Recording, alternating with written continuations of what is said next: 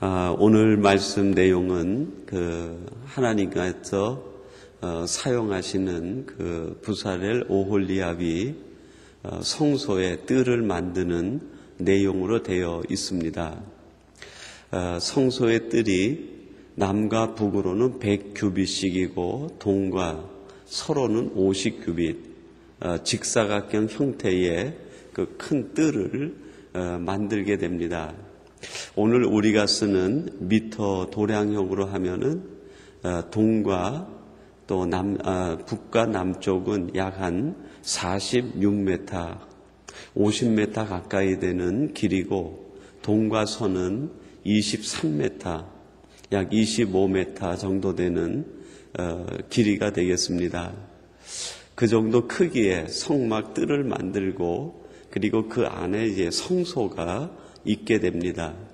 그리고 그 성소는 3분의 1 정도가 지성소로 돼서 법궤가 모셔져 있게 되고 그 다음에 성소에 거기에 이제 등잔대와 떡상이 진열되어지게 됩니다. 이러한 구조를 가지고 있는 성막, 그거를 위해서 성소, 뜰을 만드는 세마포 포장을 만들어서 치게 됩니다. 그러니까 세마포 포장을 만들면서 전체 성소의 뜰을 만들 때 부사렐과 오홀리압이 어떤 생각을 하게 되었을까?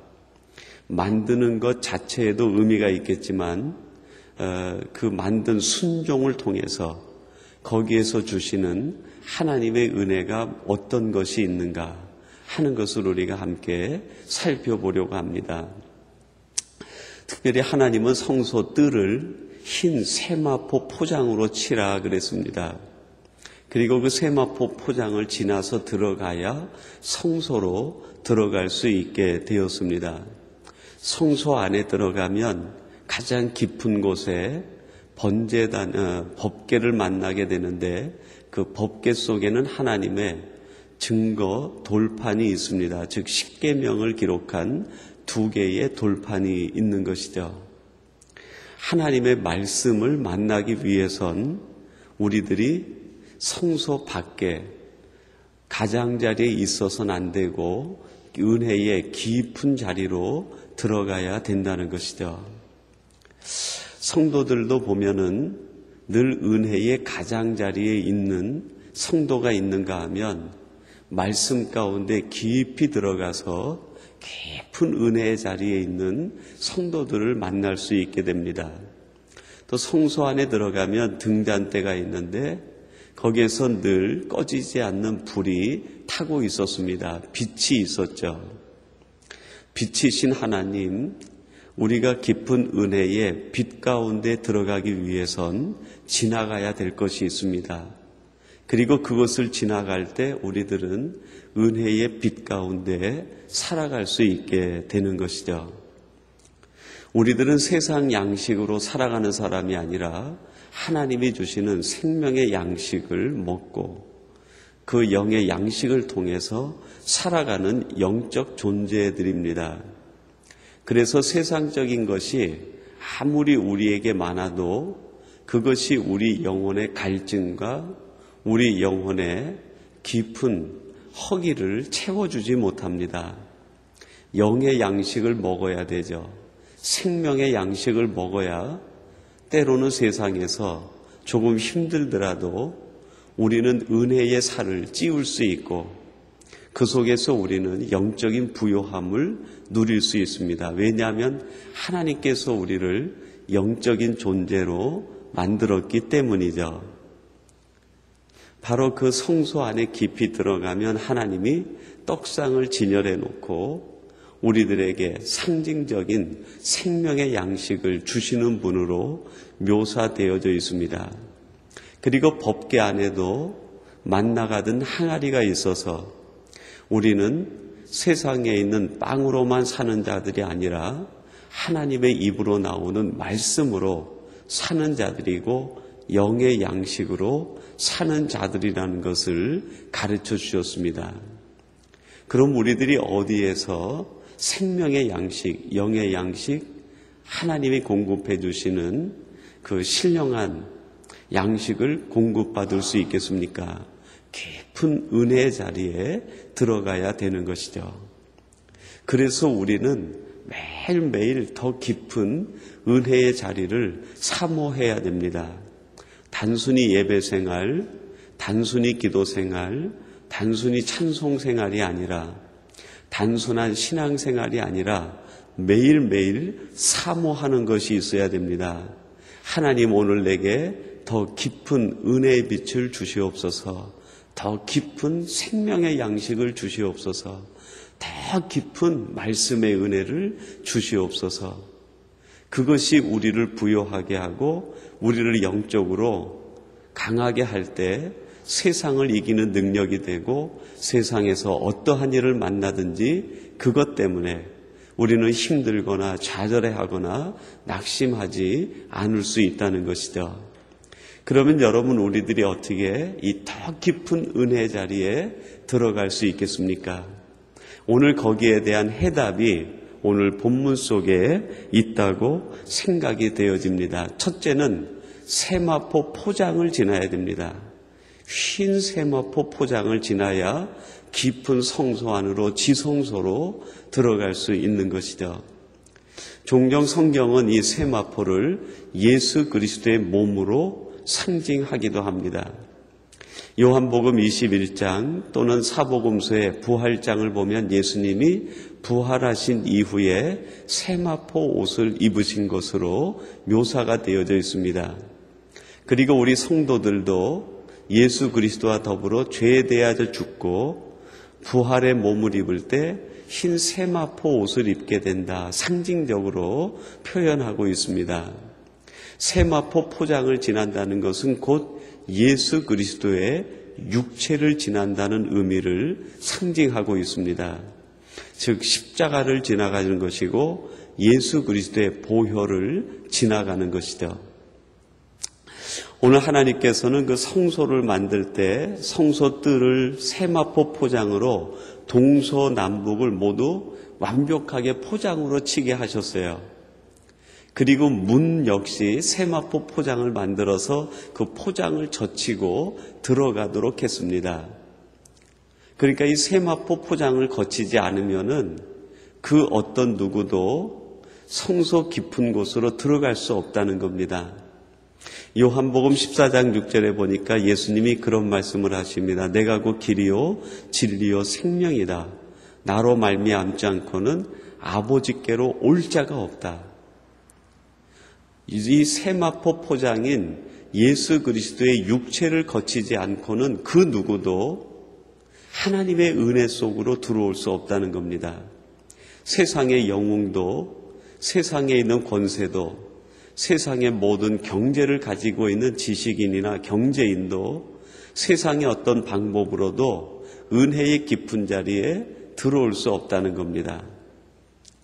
반대로 세상에서 아무것도 갖지 못해도 예수 그리스도만 의지하고 십자가의 공로를 붙들고 예수 그리스도의 보혈이 나를 구속해 준 은혜의 보혈인 것을 믿으면 그 순간 예수 그리스도는 자신의 몸을 열어서 세마포 포장을 열어서 우리를 은혜의 자리로 들어갈 수 있도록 길을 만들어 주시는 것이죠.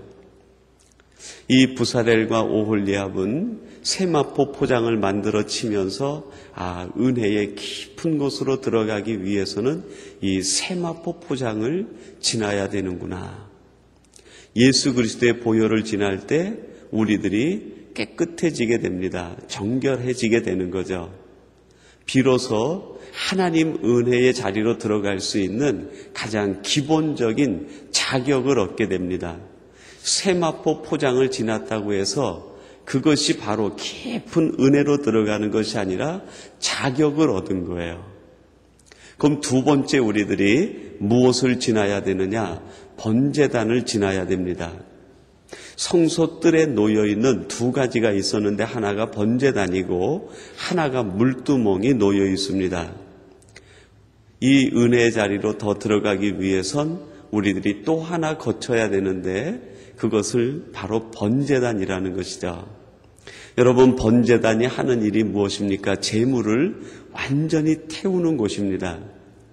특별히 제단 그렇게 해도 되는데 그곳의 이름을 번제단이라고 그랬어요.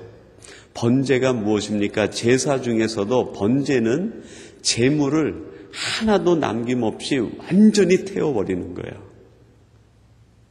제물이 될 양이 있으면 제일 먼저 그 양의 목을 쳐서 피를 전부 쏟아냅니다.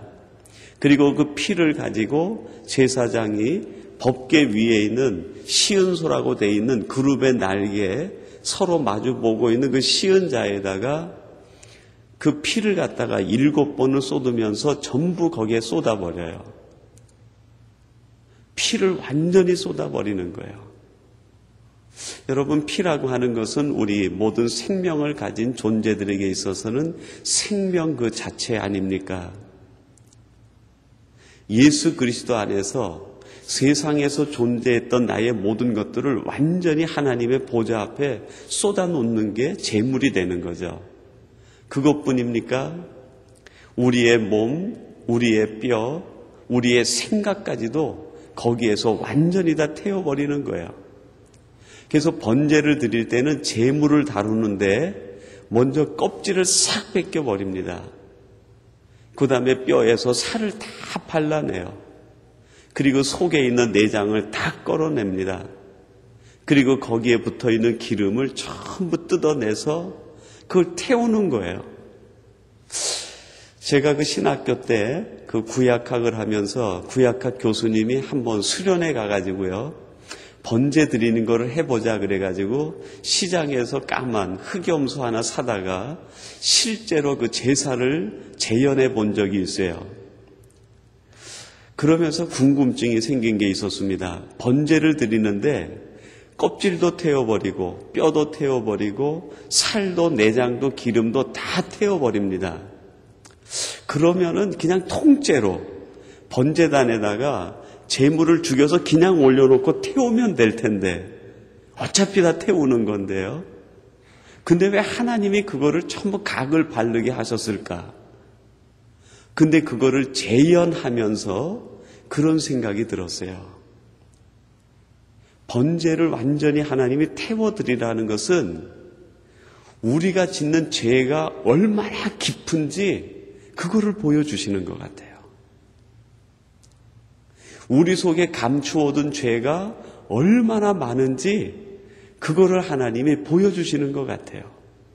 껍질을 벗기면 살이 나오고 살을 벗기면 뼈가 나오고 뼈를 제치고 나면 내장이 쏟아지고 내장을 찢고 나면 그 속에 또 기름이 들어가 있고 그 기름을 파헤치고 나면 그 속에 또 알지 못할 이물질들이 그 속에 계속 들어가 있는 거예요. 제가 그 코 수술을 얼마 전에 하지 않았습니까? 의사 선생님 말로는 한 3-4개 정도 큰 혹이 이 사이너스에 있다는 거예요. 그래서 저는 그 정도 수술하면서 3-4개 제거하겠다. 간단하게 한 20-30분이면 끝나겠다 생각했거든요. 근데 수술 시간이 1시간 한 40분 정도 걸리고 수술이 끝난 다음에 그 간호사가 미스터리 하고 부르는 소리에 정신이 나서 이제 깨어나가지고 그 제가 첫 번째로 그 나를 수술한 선생님을 찾았어요. 의사 선생님 어디 계세요? 그랬더니 왜 그러냐요? 내가 뭔가 얘기할 게 있다고. 그러니까 마취 가운데 마취가 들 풀렸는데도 내가 그런 말을 막 하는 기억이 나는 거예요. 그래서 선생님이 와가지고 제가 물어봤죠. 코 안에 그 폴립이 몇 개나 있었냐 그랬더니 한 12개 정도가 있었다는 거예요.